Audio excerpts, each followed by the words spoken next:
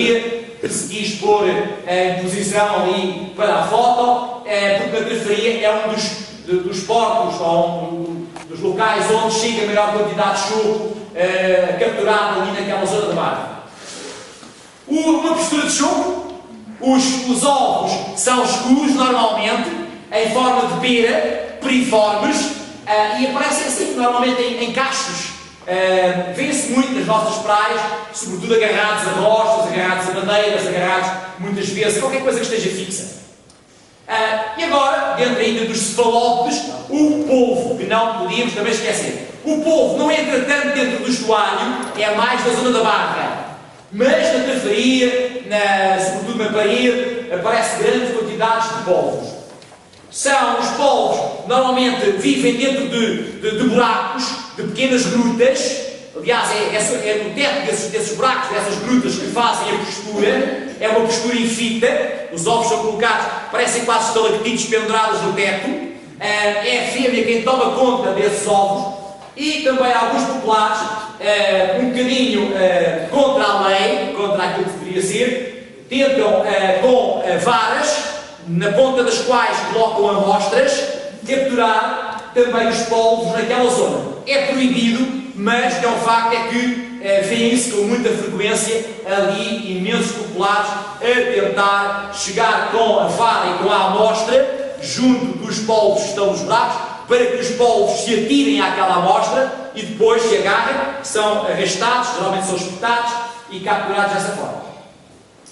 Passemos a um grupo que é tipicamente mais da zona da barba, os equinodermos.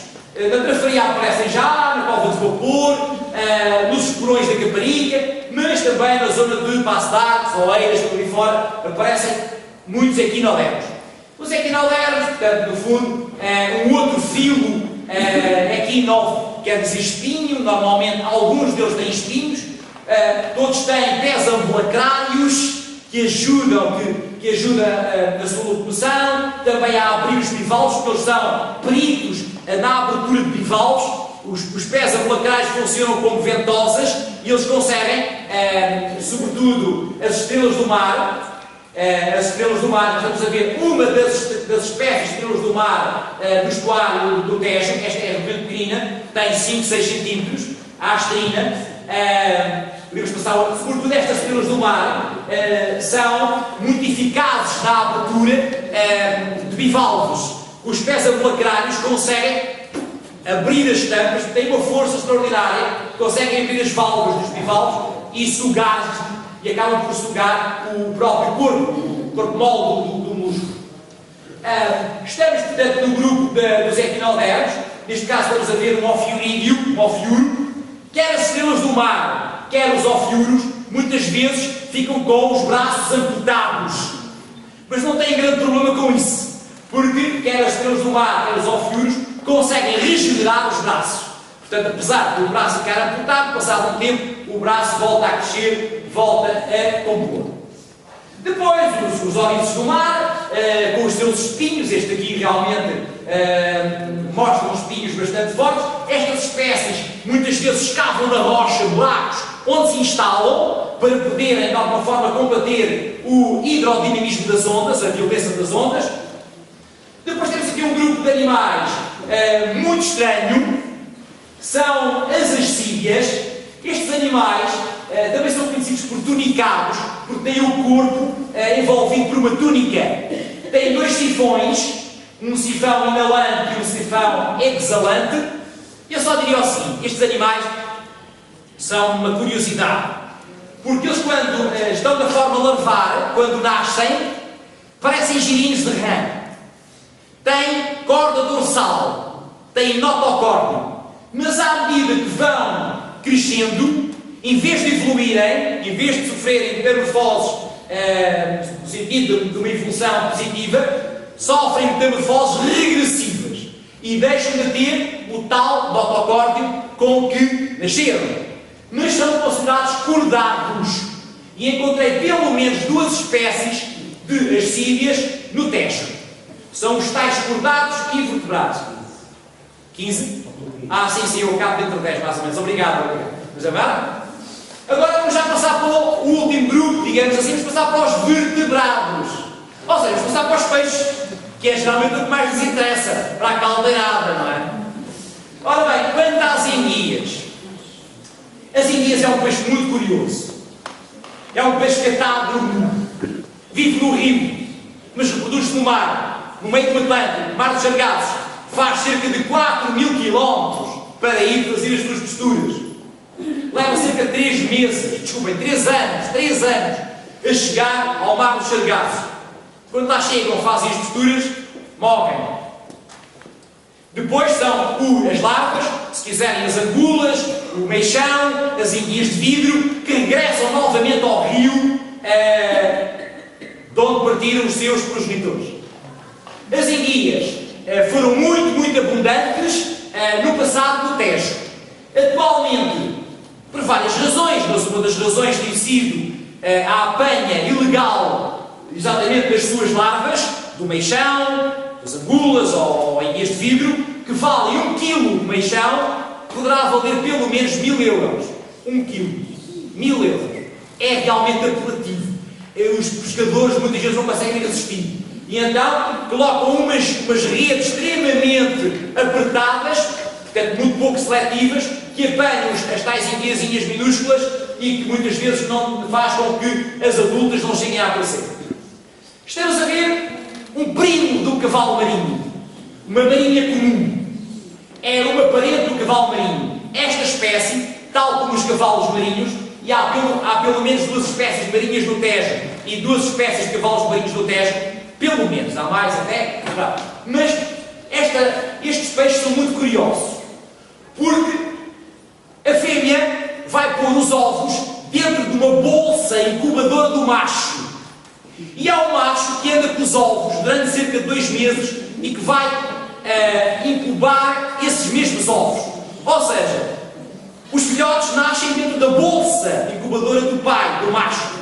O macho, de alguma forma, fica grávido, entre aspas. Não se pode dizer grávido, mas para perceberem um pouco melhor. Vamos passar? Pronto, depois há realmente várias espécies de cavalos marinhos no Tejo. Vamos passar? Uma imagem já relativamente antiga, mas eu quis trazer que é interessante, da pesca na Baía do Seixal, neste caso com uma rede de cerco, um chinchorro pequenino.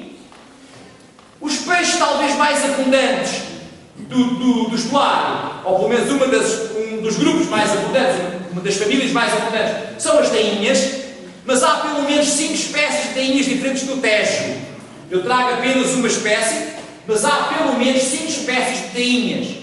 O múgio, a fataça, o negrão, o garrento, há muitas espécies de tainhas diferentes. Normalmente são peixes com pouco interesse comercial, normalmente, como são detritívoros, comem detritos, andam no fundo, normalmente têm um gosto pouco agradável, embora haja tainhas mais saborosas umas do que outras. Passar? As corvinas, que tinham desaparecido do Tejo. Nos anos 90, praticamente não havia corvinas no Tejo. E regressaram. Atualmente, capturam-se corvinas com 30, 40 quilos aqui, perto da Ponte Vasta Gama, a montante da Ponte Vasta Gama, sobretudo nessa zona. Mas também noutras zonas do estuário, não é só ali. É realmente um peixe com muito interesse.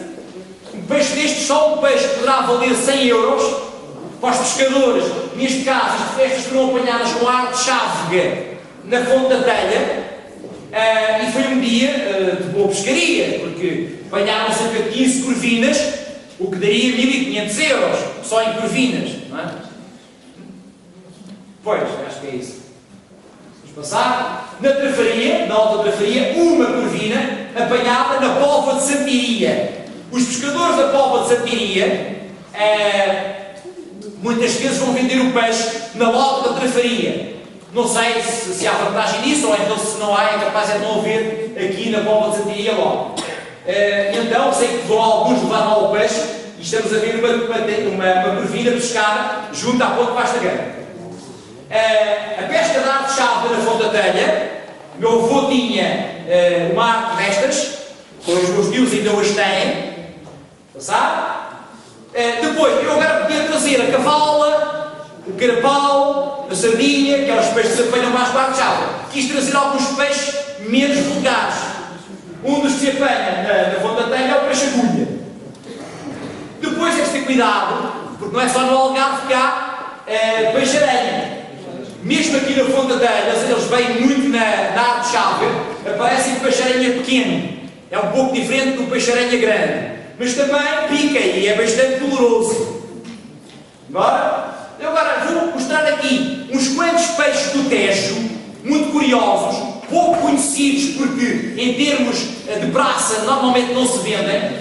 O gudião, que faz o ninho para oferecer à fêmea. Esta marachomba frade, que é muito interessante, basta levantar umas pedras durante a baixa mar para aparecerem logo 3 ou 4 marachombas frade, na zona da... Uma postura de marachomba frade, em que se vê os olhos da larva já azul. Aliás, as pessoas às vezes olham para a capa da publicação e dizem, mas o que é que está ali naquela capa? O que está aqui nesta capa, a laranja é uma colónia de briozoários, mas depois, sobre esta colónia de briozoários, algumas marachombas fizeram uma postura. Então os ovos parecem pérolas, com os 2 olhinhos azuis ali a salientar sobre tal colónia de briozoários. Aqui, outro peixe do Tejo pouco conhecido, a marachomba babosa, também é muito curiosa, e porque é muito bonita, às vezes é utilizada em aquariofilia. Há quem as coloquem em aquário. Depois os caboços. E há várias espécies de caboços no Tejo. São peixes pequenos, normalmente ali com 7, 8, 9, 10, 11, 12, 13 centímetros de comprimento. Cabós da rocha, o cabós negro, há também um outro cabós que é o cabós da areia, mas este que estão aqui a ver é um dos mais curiosos peixes do Tejo. É extremamente engraçado. Podem ver que é pequenino, a minha aliança, para poder servir de escala, é pequenino. Eu sinceramente, quando olho para este peixe, quando digo pela primeira vez que eu não o conhecia, fiquei um bocado a olhar para isto, mas que peixe é? Pode ser uma larva, Ora bem, é um peixe sugador. Quando colocado na mão, eu coloquei-o na mão, depois é difícil de tirar da mão. Porque ele tem uma ventosa na parte ventral, na base, que se agarra de tal maneira à mão, e que só pode fazer assim com força que ele não vai embora. Como vive no canal da Barra, aquela ventosa poderá ajudar, sobretudo, a fixar-se e a não ser arrastado pelas fortes correntes do canal da Barra. Aliás, os cabozes também têm, muitas vezes, barbatanas pélvicas de alguma forma adesivas. Passar? Este peixe é outro peixe curioso, que aparece sobretudo mais próximo da Barra, o rascasse. O chardoco, que tinha desaparecido do estuário do Tejo, voltou a aparecer. Atualmente é muito abundante no estuário do Tejo, o chardoco, tinha desaparecido nos anos 90, sobretudo. Atualmente aparece em grande quantidade. É um peixe giríssimo porque ele faz o ninho para a fêmea e depois de ter o ninho feito, chama a fêmea. Faz um barulho assim estranho e para atrair a fêmea para o ninho. É interessante também que é um peixe que gosta de água relativamente quente. A norte da Ericeira normalmente não aparece no ninho, água 16, 17, não lhe agrada. É mais uma espécie de águas relativamente temperadas. Para acabar, o pescador do Seixal com os xalocos e mais menos de peixes que são muito interessantes em termos de praça da nossa alimentação. O linguado, que quando nasce com os 2 olhos com um olho de cada lado. Portanto, o linguado, quando nasce com um olho de cada lado, como se fosse quase um girino, mas depois, à medida que vai crescendo, o olho migra e ficam os 2 olhos na mesma face, a face que não está voltada para a lâmpada. A patruça, que é também muito interessante em termos de peixe, em termos económicos, e é muito característico do estuário do Tejo. Um rapazinho em Alcochete a mostrar a sua pescaria, uma enguia, um robalo, 2 chocos, alguns linguados. Ainda há bocadinho não disse, mas já agora, atualmente um dos linguados mais abundantes no Tejo é o linguado do Senegal. Sim, é um linguado que talvez as águas tenham vindo a aquecer, começou a aparecer aqui na zona. Devido ao aquecimento das águas, pensa-se, devido ao aquecimento das águas, começou a vir mais para norte. A pesca à linha e depois os peixes de esquema mais apreciados pelos pescadores. O sardo legítimo, os robalos e as douradas. Todos estes peixes que estamos a mostrar agora para fim, os sardos, os robalos e as douradas, são dos peixes mais interessantes do estuário. E são também os sardos, os dourados, os robalos, criados na margem sul dentro de pisciculturas. Nós temos em Corroios, e na margem sul, em Alcochete também, algumas pisciculturas, porque têm condições, o rio tem condições para isso, a produzir em cativeiro, fornecendo alguma farinha de peixe, robalos, douradas, também às vezes alguns linguados, que são tudo peixes, estes últimos que mostrei, são peixes que utilizam o estuário como creche. Ou seja, os peixes entram dentro do estuário, na forma de alvins, estão dentro do estuário até atingirem, digamos que a juventude, o estado juvenil, e depois voltam novamente para o mar. A última imagem, que é esta, mostra-nos uma das praias da margem sul, com o nascer do sol lindíssimo, em que, logo ao nascer do sol, já se anda a procurar na vaza ou o marisco ou as poliquetas, que felizmente são abundantes e cada vez mais abundantes, devido à melhoria das condições que se têm verificado no Tejo. E acho que é muito importante que se diga, todos os municípios à volta do Tejo têm investido no tratamento dos efluentes domésticos. No Seixal, por exemplo, nós temos 3 hectares, Almada tem 3 hectares, o Barreiro, Lisboa também tem as 2 hectares. Então, as condições das águas, físicas e químicas, têm melhorado imenso, daí que as espécies tenham ou reaparecido, de novo, ou aparecido até pela primeira vez, em alguns casos. Portanto, eu estou muito satisfeito por ter, de alguma forma, constatado que neste princípio de milénio as coisas melhoraram e nós estamos, portanto, todos de parabéns. O Tejo está cada vez com mais saúde, só nos faltam as ostras, que há bocadinho já apareceram, e os golfinhos. O resto, mais ou menos, tem-se composto. Obrigado a todos.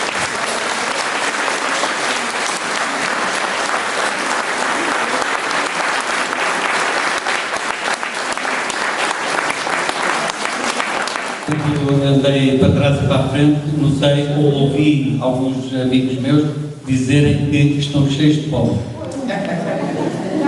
Portanto, amanhã deve haver uma procura muito grande na praça de corvinas e berbigões, etc. Portanto, muito obrigado pela sua apresentação. Quem quiser depois, no fim, adquirir o livro do professor, faça um favor. Nessa altura, já agora se me dá licença, só mais nessa altura, eu vou esperar, então, e vou levar, se calhar, os livros lá para fora. Ok. Porque acho que aqui, por agora, ia distribuir. Está bem, faça isso. Vou levar os livros lá para fora. Já sabem que, desculpem lá, mais uma vez, o seu livro custa 10 euros. Volto a repetir que tem todas as espécies que tivemos a ver e mais algumas. Tudo em papel brilhante e imagens de grande dimensão. Portanto, é o que estão a ver. Portanto, eu não vos passo mais por isto. Mais uma vez, muitíssimo obrigado. Eu então, se calhar, iria. Ok, faça isso então. Muito obrigado. Obrigado.